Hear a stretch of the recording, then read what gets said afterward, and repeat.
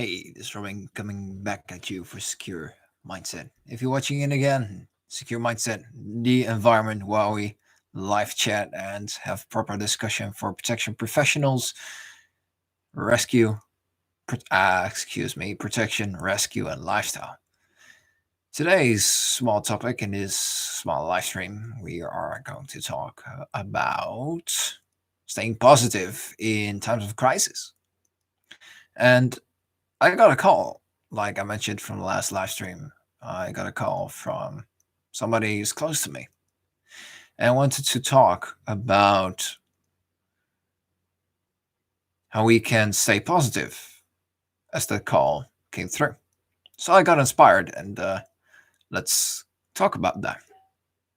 Now, through these times of crisis, and especially as we deal as protection professionals with a lot of bullshit, a lot of problems.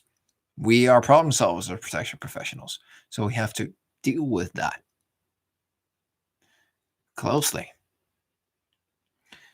And I'm certain that there will be a lot of beneficial things that come out of a crisis. I'm certain. I've seen it a lot in my life, and it will be back.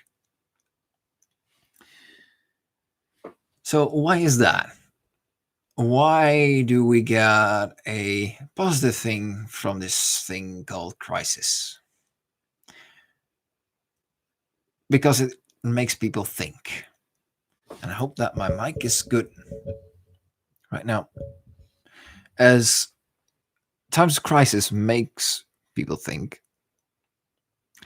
we'll get to see new benefits and new technologies and new mindsets and new creations. All benefits to when this crisis ends, will be having so much better. Will be better. Trust me, I will. And I trust it that it will be better than currently. And if it's not going to be better when this ends, then it's still going to be better. You see, in times of crisis, as we are required to think, and with the motto of Secure Mindset is think before you protect. These developments are going to create that new mindset that we are at least can empower ourselves to get to better heights. Now, I lost my chain of thought here, so hold me on a second.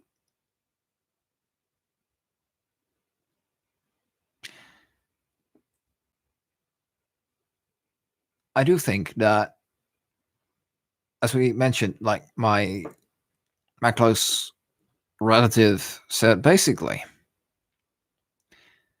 there will something good come out of this.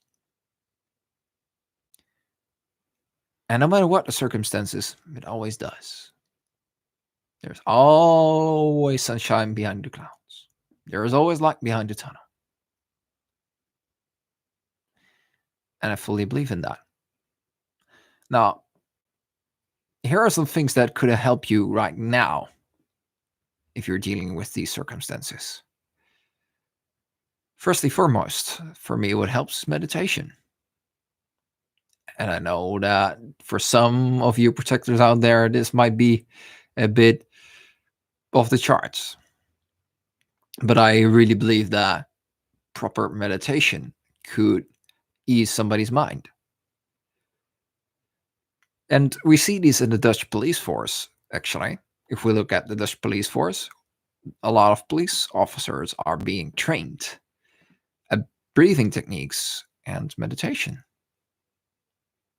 Now, I do want to mention one of these breathing techniques that I've been doing regularly myself each morning right now. It's the Wim Hof technique. And if you don't know Wim Hof, definitely look it up. He is called the Iceman. And why is he called the Iceman?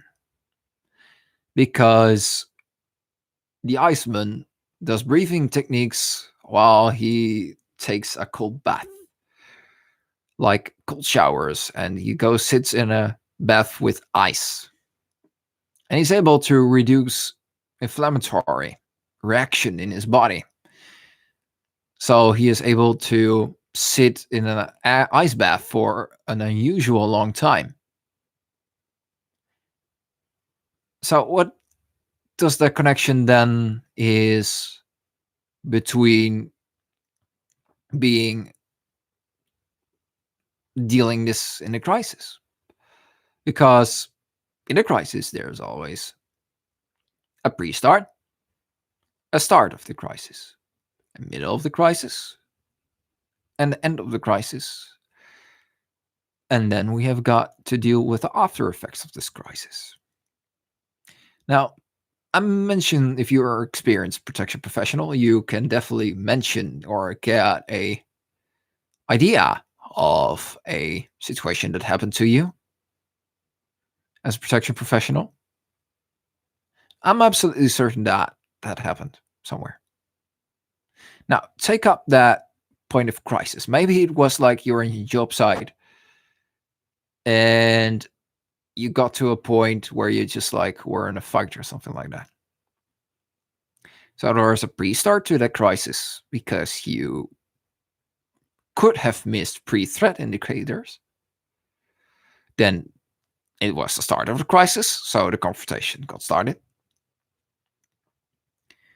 Then the middle of the crisis, we're starting to do, at least in the start, we're starting to, okay, how can we deal with this? How can we evolve and deal with this crisis on hand? In the middle, we start like, okay, we're in the middle of this, we're getting tired of it, and I want to be done with it. Let's deal with this so we can end it as fast as possible. Then we go to the end point. So we finish up what was indeed the argument or the problem, and then finish it up so we can start moving on to the end of this crisis. Now, the end of this crisis is what I'm going to particular be interested in, and the rounding off of this crisis as well. As the rounding off of this crisis is definitely the after effects, how to deal with it as well. Well, let's say you come home after a good shift while dealing with that argument and problems, and it's still stuck in your head. Let's say that it is. As human beings, we have something that we call coping. Now, if you had a psychological test at the front of your site or job site, especially the military guys out there, they're familiar with that, and police officers are out there, and some of the rescue personnel, like search and rescue, are familiar with psychological tests. You might be coming across something that's called coping. Now, what is coping? It's the way that we deal with circumstances that we don't know, or at least how we can adjust to circumstances and deal with the circumstances that we don't know. Now, coping strategies are different from everybody because it depends and is different on everybody's character and his history that he has. And coping characters, strategies can change over time. Now, if you want to learn about more coping, I'm not a psychologist, so I think guess what you're doing right now and start looking it up. Look up, search what coping is.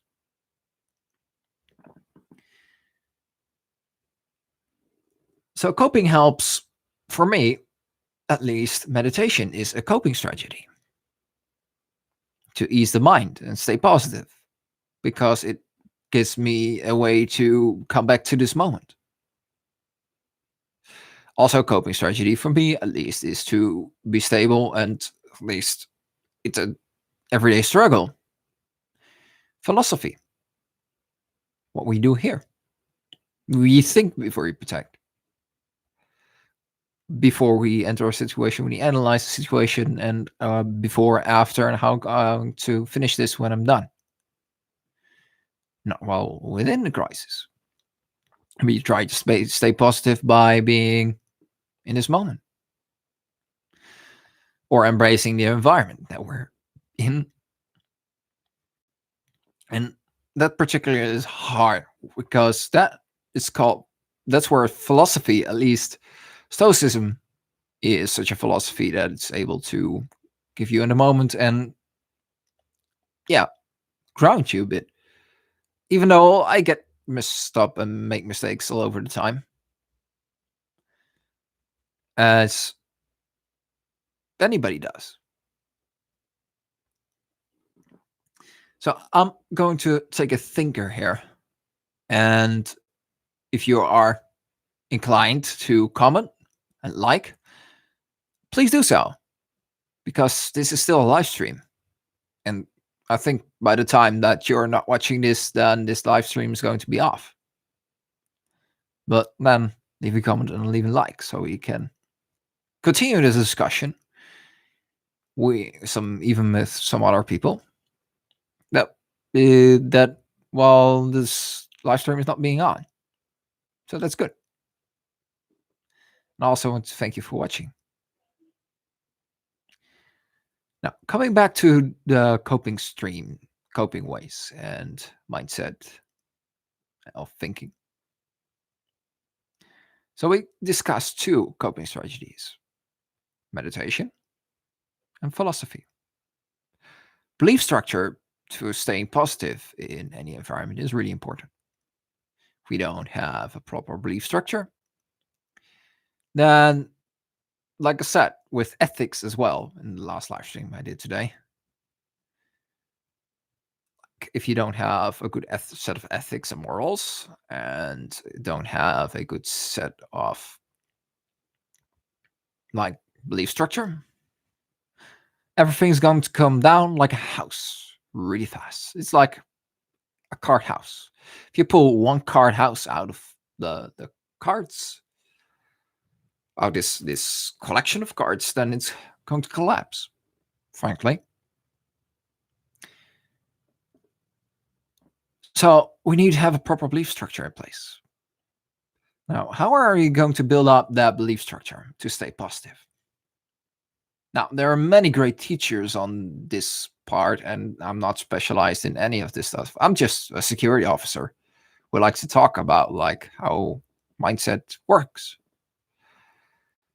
So we have people like Alan Watts who are especially inclined to this, and it's actually listenable. It's spiritual, but it's good enough for people that might be going like being grounded.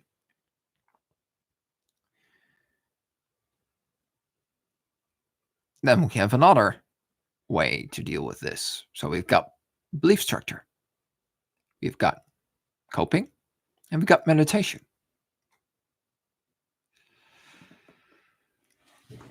Let me think here for a bit before spitting out nonsense that doesn't make any sense.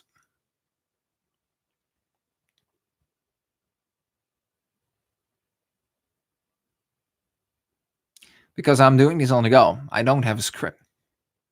I just enjoying this in the moment. That's a belief structure. But it's also to help to stay positive in the form of crisis is a mentor.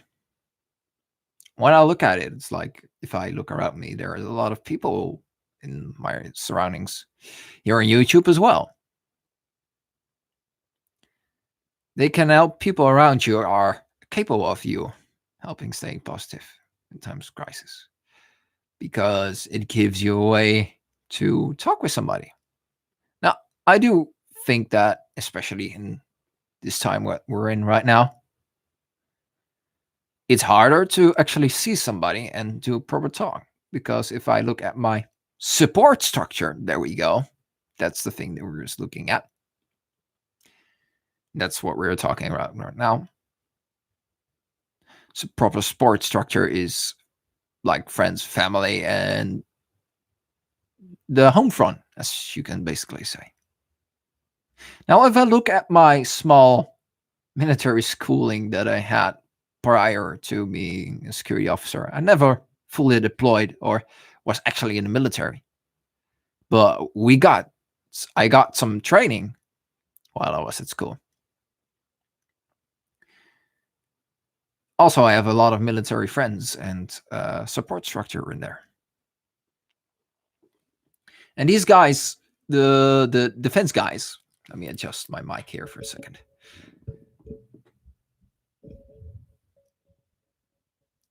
Like the defense guys here in the Netherlands, they really understand how a military support structure, at least your home, like your support structure, is so important. As they say, a military soldier or personnel, that when he's on the front lines dealing with the environment that he's in, so he's being taken fire, or he's at his home base, at his safe encampment, he needs to have a proper support structure. Because when he doesn't, and doesn't say have a safe haven as a good support structure is going to support him being there, then mental breakdowns occur very fast. If you don't believe that you have a proper support structure, like friends, family, and then you really need to work on that. Because if you don't have a support structure, that too is going to collapse. So, as I'm thinking on the go and speaking on the go, we have already got a few things. One, meditation. Two, philosophy. Three, oh, I forgot the third one. Ah, does it matter? We'll get on to it later. But at least four, support structure. Oh, there we go. Three was belief structure. Now, indeed, connecting the two, support and belief structure, are important. And there's a connection between all of them because they all are, at least in my opinion, involved with the human psyche.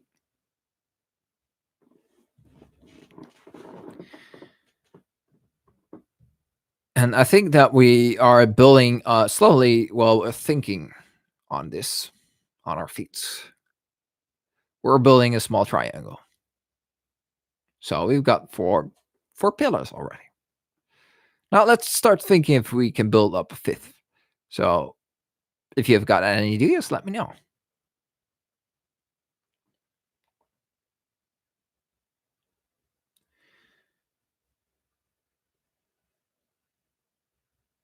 Now, here's another one. Just staying positive in times of crisis. It's actually very simple. Avoid the negative stuff as much as can. And that's harder. It's easier said than done because everybody is talking about this stuff all the time. Even I am currently.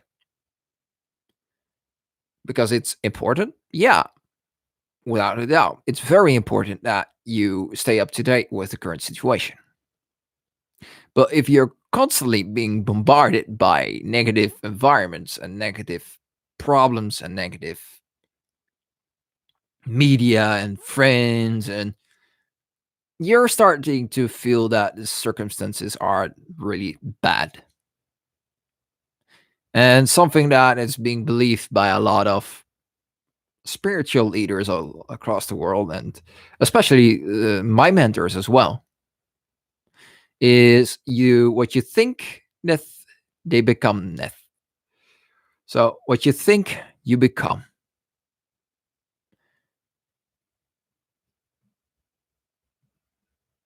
So that means if you think negative, you become negative.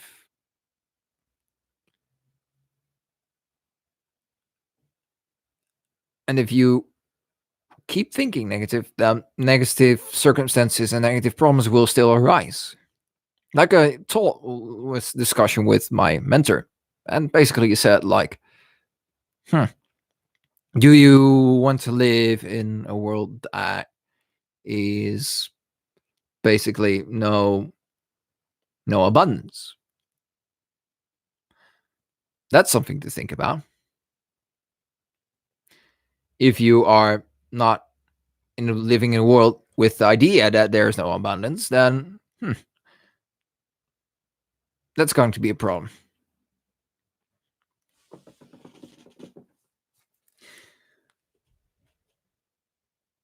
Something that's definitely going to help with staying positive in these times is I use at least an app called Uper. I already made a video on it, a small presentation. Oh, it didn't quite out the way I wanted to, but it's there. So you can look it up. Just go to my channel. It's called I think it's called something like the best app for mental health app for protection professionals.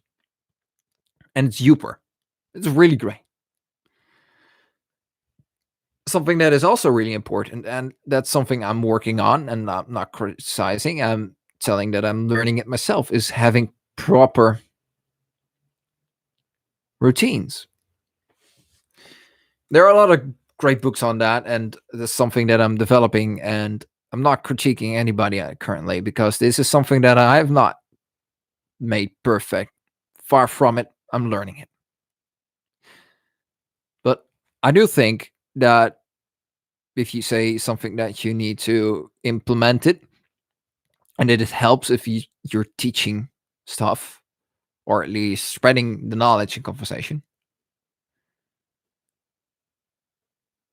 you're able to at least need to be example. So like coming back to the ethics like the code of ethics for protection professionals, exemplary conduct, I think it was rule number 3 from the IFPO. And again, having a good ethics and moral structure definitely helps.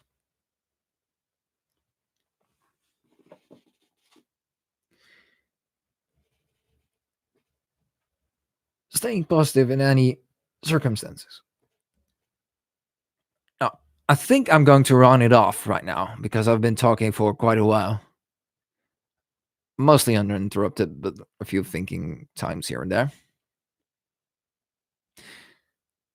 Now, I do want to mention that why I'm doing this live and why I'm not cutting things out for the people that are joining in the channel and subscribing, probably, I hope, is that I want it to be authentic under any circumstances. I'm not going to edit this. I'm going to edit audio later for the podcast, so you can, if it's available, you'll be just listening to the podcast.